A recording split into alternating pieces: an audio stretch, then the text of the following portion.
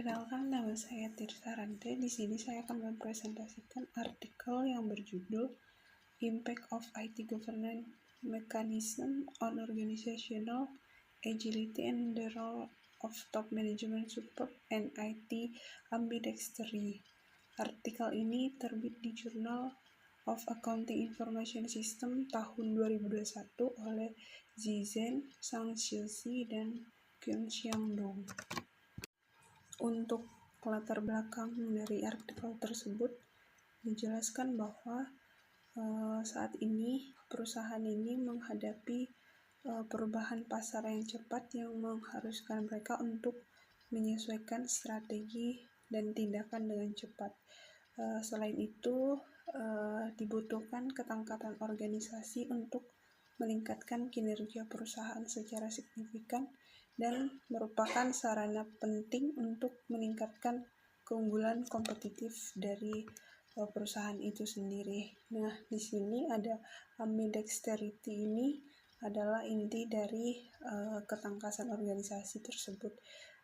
Selain itu, diperlukan tata kelola TI untuk memastikan keselarasan aktivitas terkait teknologi dan strategi organisasi, juga memerlukan dukungan dari top manajemen tim.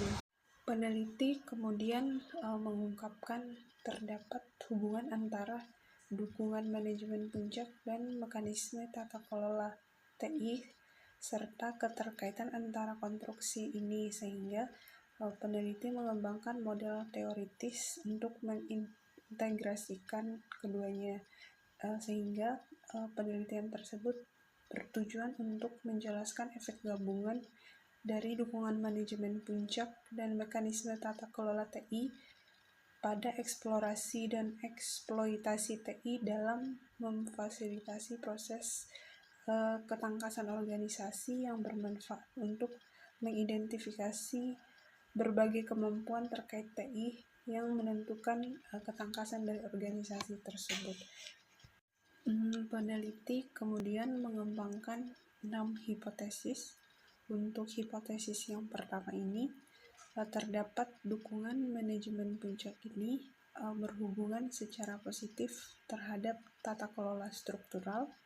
Untuk hipotesis H1B-nya ini, dukungan manajemen puncak ini akan berdampak positif pada proses tata kelola. Untuk hipotesis H1C-nya ini, dukungan manajemen puncak ini akan berdampak positif terhadap tata kelola rasional. Nah, untuk hipotesis H2A-nya ini, tata kelola struktural ini akan berdampak positif pada eksplorasi. Nah, untuk H2B-nya ini, tata kelola struktural akan berdampak positif terhadap eksploitasi TI. Nah, untuk hipotesis H3A-nya, tata kelola berbasis proses akan berdampak positif pada eksploitasi TI. Untuk hipotesis H3B-nya ini, tata kelola berbasis proses akan berdampak positif terhadap eksploitasi dari TI. Nah, untuk hipotesis H4-nya itu, tata kelola rasional akan berdampak positif pada eksplorasi TI. Nah, untuk H4B-nya ini, tata kelola rasional akan berdampak positif terhadap eksploitasi TI.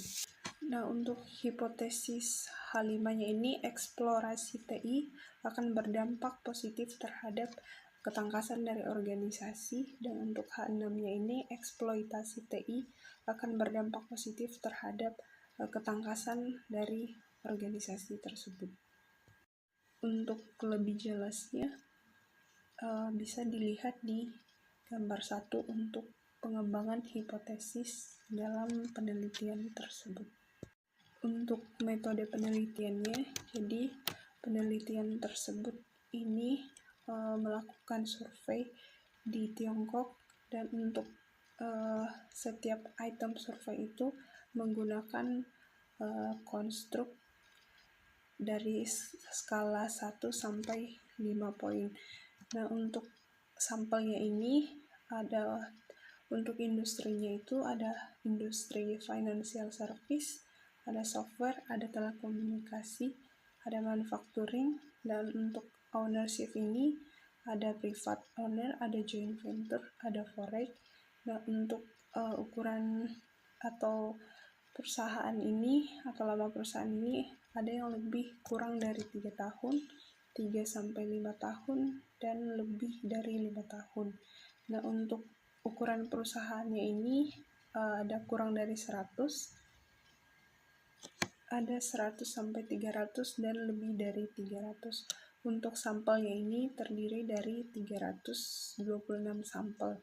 Nah, untuk item surveinya itu teman-teman bisa lihat di lampiran A. Untuk top manajemen super itu menggunakan 5 item pertanyaan. Untuk structural governance itu menggunakan 4 item pertanyaan, dan lainnya yang bisa dilihat di lampiran A.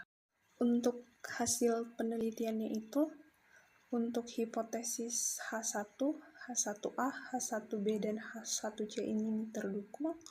Nah, sedangkan untuk hipotesis H2A dan H2B ini tidak terdukung, yaitu tidak ada hubungan positif yang signifikan antara tata kelola struktural dan eksplorasi TI serta tata kelola struktural dan eksplorasi dari atau eksploitasi dari TI itu sendiri.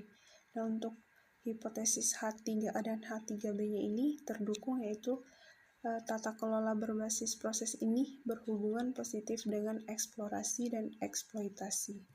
Nah, untuk H4A dan H4B-nya ini juga terdukung, dan H5 dan H6-nya ini juga terdukung, yaitu eksplorasi dan eksploitasi TI berhubungan positif dengan ketangkasan dari organisasi tersebut.